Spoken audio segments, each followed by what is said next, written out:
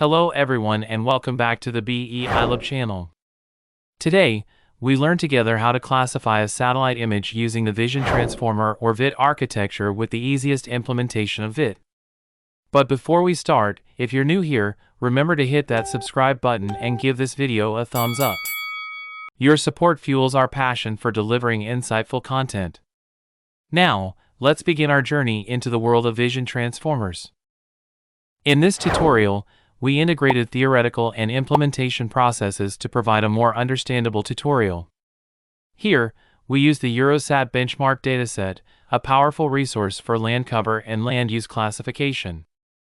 This dataset is derived from Sentinel-2 satellite imagery and comprises 27,000 image patches across 10 classes, including industrial buildings, residential buildings, annual crops, permanent crops, rivers, sea and lakes, herbaceous vegetation, highways, pastures, and forests. You can access the EuroSat dataset using the link provided in the description. In this tutorial, we just use a portion of this dataset for our tutorial. In the next section, we will prepare our input and labels. The input data should be in the format of the number of samples, height, width, and number of channels. As you can see here, the patches for each label are located in their corresponding folder names, and we need to read this data within these folders. So, we use these codes to prepare our dataset. In the first section, we import essential libraries for our tasks, including GDAL for raster data handling, NumPy for working with matrices, and OS for interacting with the operating system. Next, we integrate Google Colab's Drive module to mount Google Drive for accessing our dataset. We import Google Colab's Drive module for mounting Google Drive and then mounting it to the Drive directory.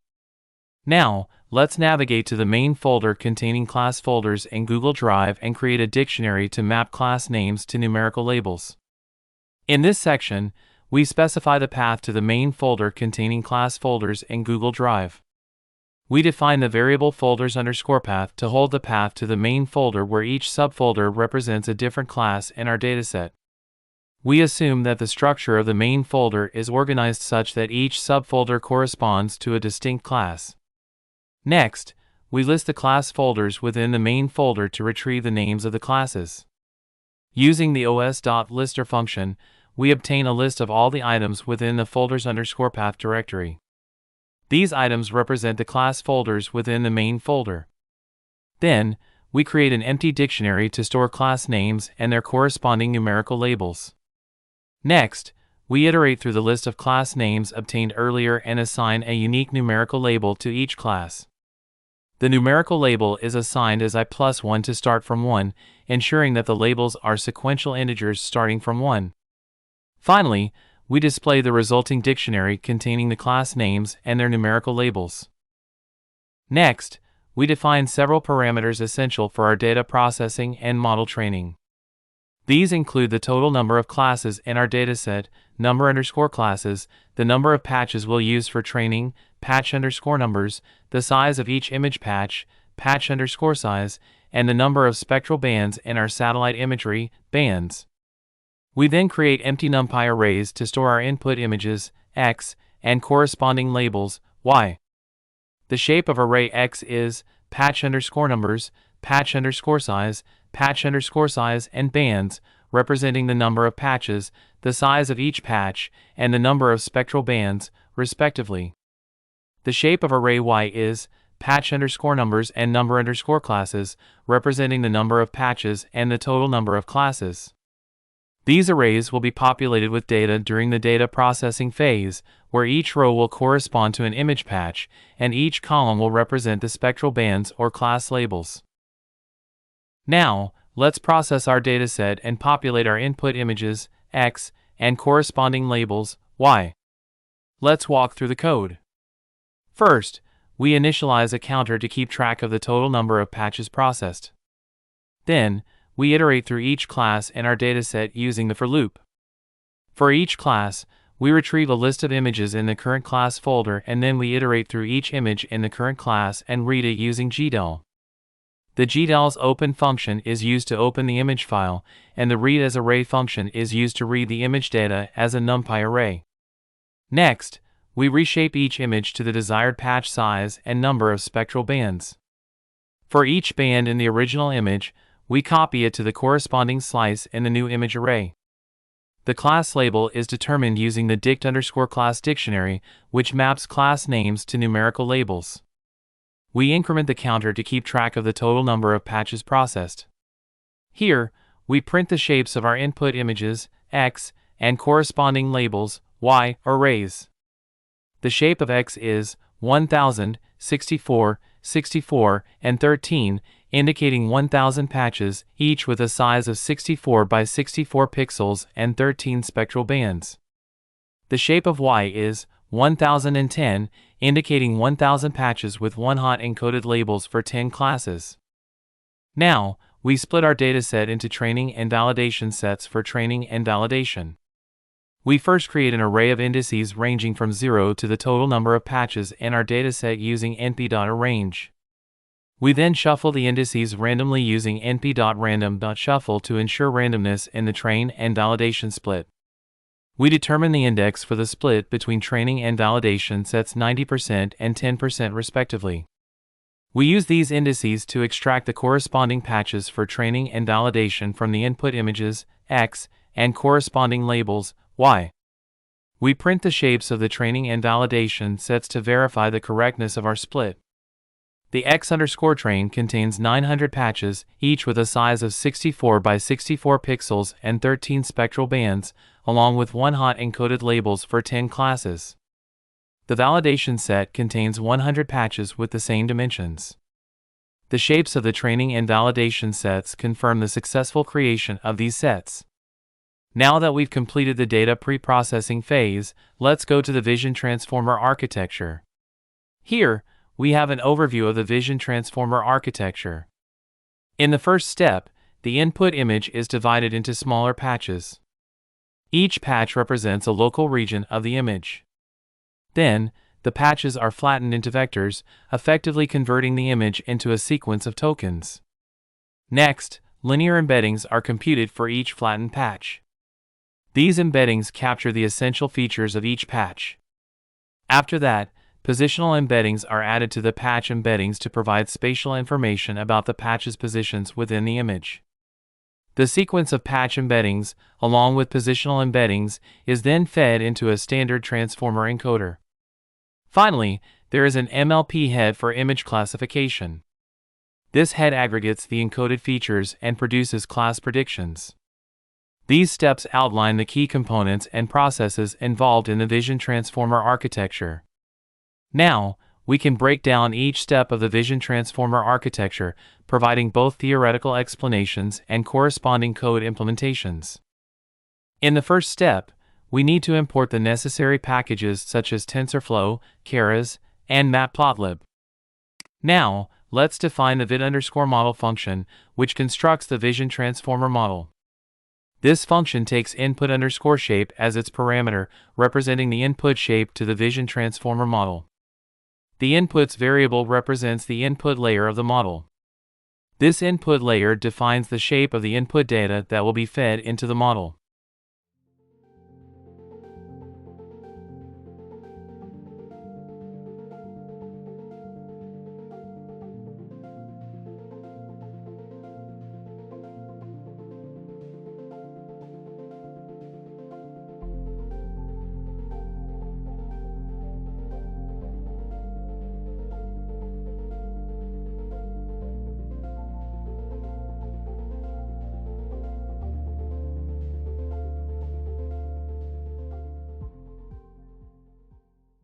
Next, we apply data augmentation to the input data. You may ask, what is data_augmentation? Data_augmentation is a sequential model that consists of various data augmentation layers. These layers include normalization, random flip, random rotation, random contrast, and random zoom. These techniques help introduce variability into the training data, making the model more robust to variations in real-world scenarios. We then adapt the normalization layer to the training data. This ensures that the normalization layer is fitted to the statistics of the training data.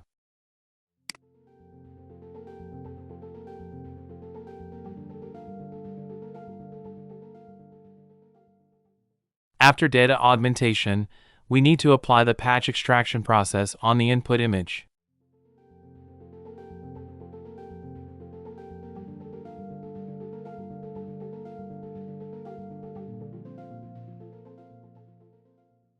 Here, we call the extract_patch function to extract patches from the augmented data.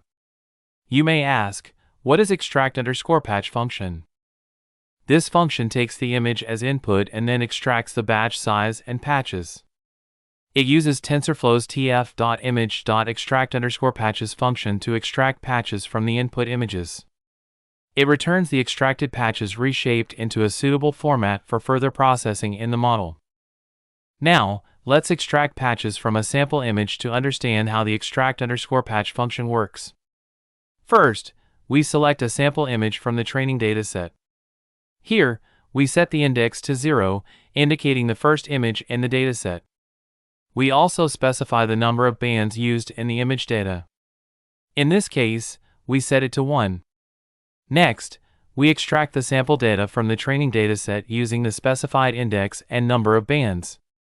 Once we have the sample data, we call the extract_patch function to extract patches from it. The extracted patches are then stored in the patches variable for further analysis. Finally, we print information about the image size, patches per image, and elements per patch. Now, let's visualize the extracted patches to gain a better understanding of their content.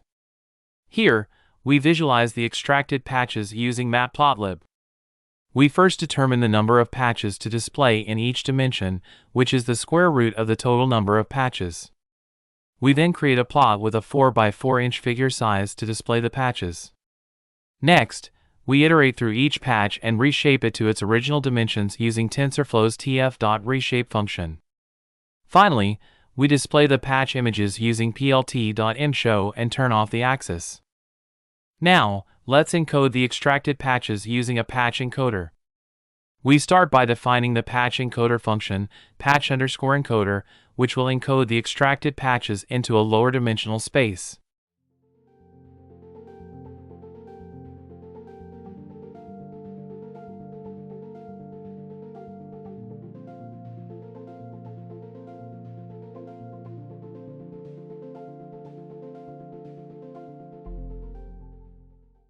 The patch_encoder function takes the extracted patches, the number of patches, number_patches, and the projection dimension, projection_dim, as inputs.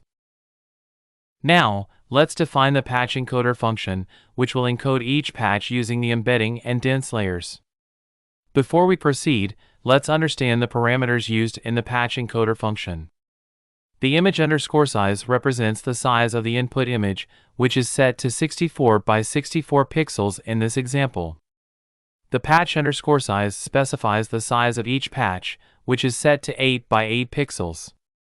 The number_patches indicates the total number of patches in the image, calculated based on the image and patch sizes. Finally, the projection_dim defines the dimensionality of the projected embeddings, set to 128 in this case. Moving on to the function implementation, we first generate positional embeddings to provide spatial information for each patch. We use the tf.range function to generate positional embeddings for each patch. Next, we create an embedding layer to learn the positional information and a dense layer to encode the patch features. We use the layers.embedding and layers to dense functions to create these layers. Finally, we combine the positional embeddings and patch encoding to obtain the encoded representation of the patch. The encoded representation is returned with the shape of batch_size, number_patches, and projection_dim. To evaluate the output shape of the encoded patches, we use the print function.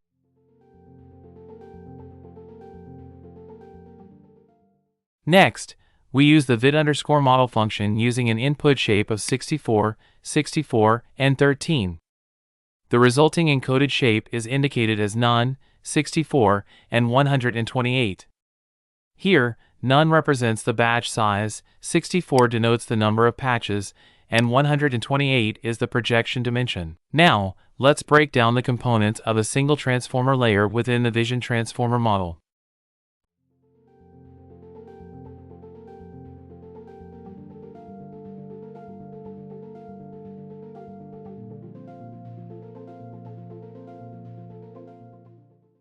We start by applying layer normalization to the encoded patches. Layer normalization ensures that the input data has a mean of 0 and a standard deviation of 1 across the feature dimension.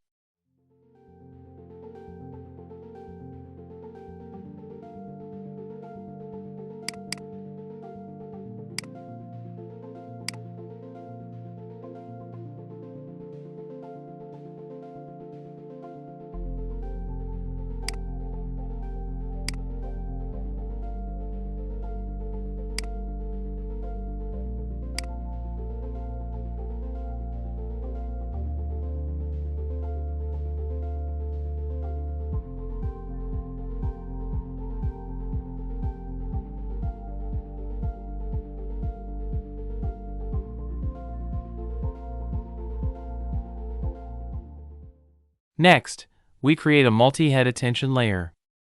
The multi-head attention mechanism allows the model to attend to different parts of the input sequence simultaneously, enabling it to capture complex relationships within the data.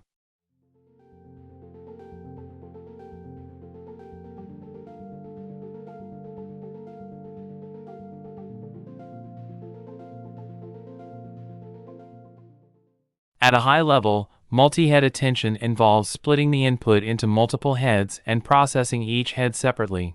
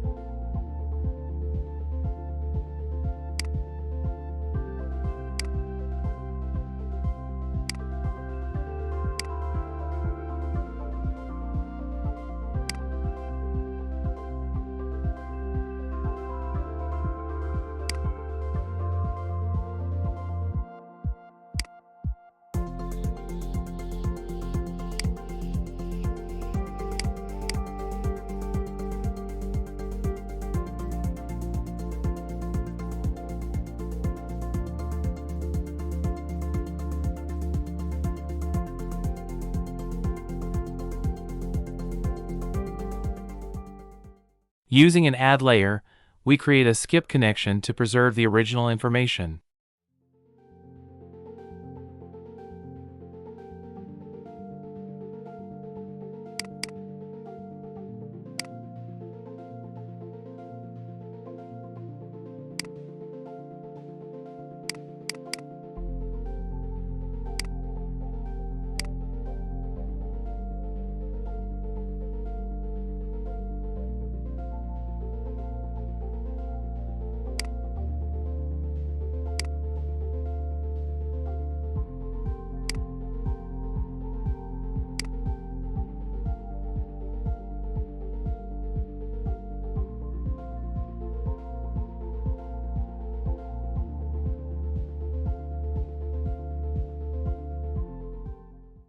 Following the skip connection, we apply layer normalization again.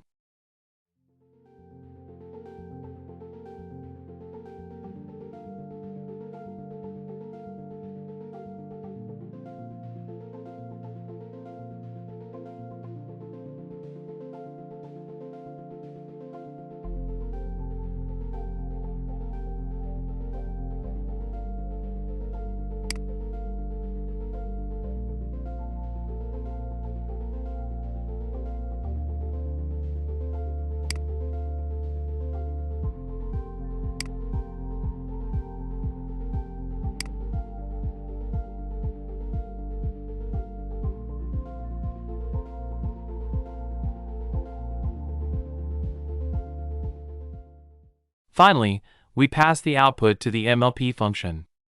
We will explain this function in more detail.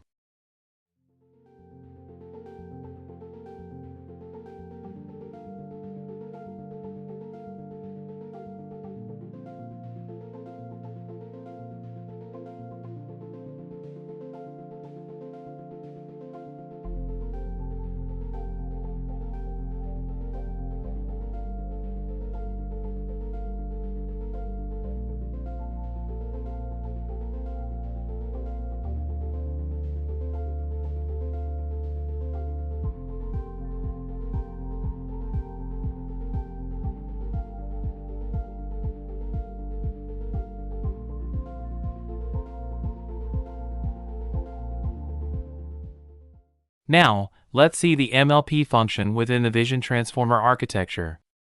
The transformer_units variable is a list of integers specifying the number of units in each hidden layer of the transformer.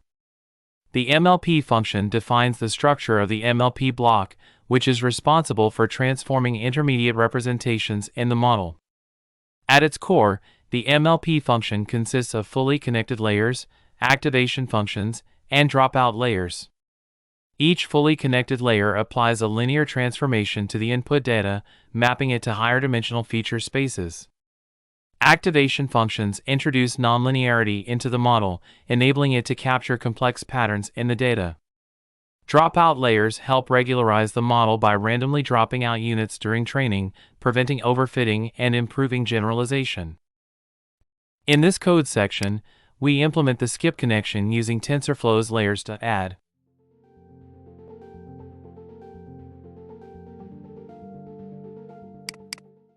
The layers.add function performs element-wise addition of its input tensors. Here, we add the output of the MLP section, denoted as x3, to the output of the previous layer, denoted as x2. The resulting tensor is stored in the variable encoded_patches.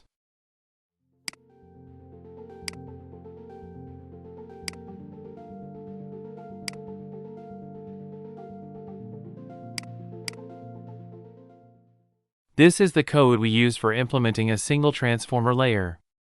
However, in the Vision Transformer architecture, there is more than one transformer layer. Therefore, we need to modify our code to have more than one transformer layer.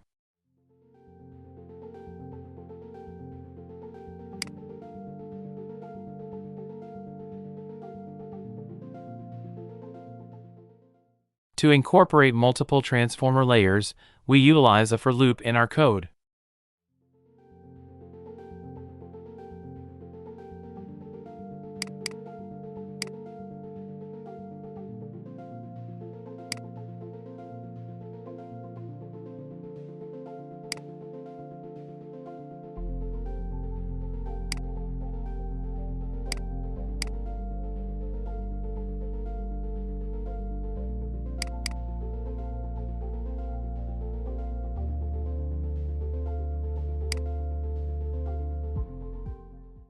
Each iteration of the loop adds a new transformer layer to the model.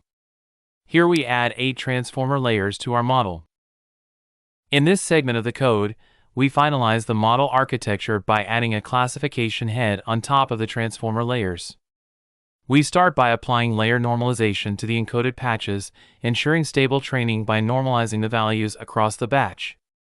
Then, we flatten the representation to transform it into a 1D tensor, suitable for feeding into a fully connected layer. Dropout is applied to reduce overfitting by randomly setting a fraction of input units to 0 during training. Next, the flattened representation is passed through the MLP function with specified hidden units and dropout rate. The MLP introduces nonlinearities and learns complex mappings from the encoded features to the final classification. Finally, a dense layer with softmax activation is added to classify the outputs into different classes. In this example, we have 10 classes. Softmax activation ensures that the output values represent probabilities, with each value indicating the likelihood of the input belonging to a particular class. The Keras model is then instantiated with the defined inputs and outputs, completing the construction of the Vision Transformer model. Finally, the Vision Transformer model is returned. Now that we've defined our vision transformer model, let's create an instance of it with an input shape of 64, 64, and 13. We'll then print a summary of the model architecture to get an overview of its components and structure. Next, we compile our model. Here, we specify the atom optimizer with a learning rate of 0.0001, and we use categorical cross-entropy as our loss function for multi-class classification. Additionally, we track the accuracy metric to evaluate the model's performance during training. Finally, we initiate the model training process using the fit method. Here, we specify the training data and labels, along with the number of epochs for training. Additionally, we provide the validation data and labels for monitoring the model's performance on unseen data during training. Thank you for watching this tutorial. If you found it helpful, don't hesitate to like and subscribe to our channel for more content like this. If you have any questions or need additional assistance, feel free to leave a comment below. Remember, you can access all the code examples from this video on our GitHub page. Stay curious, and we'll see you in the next one.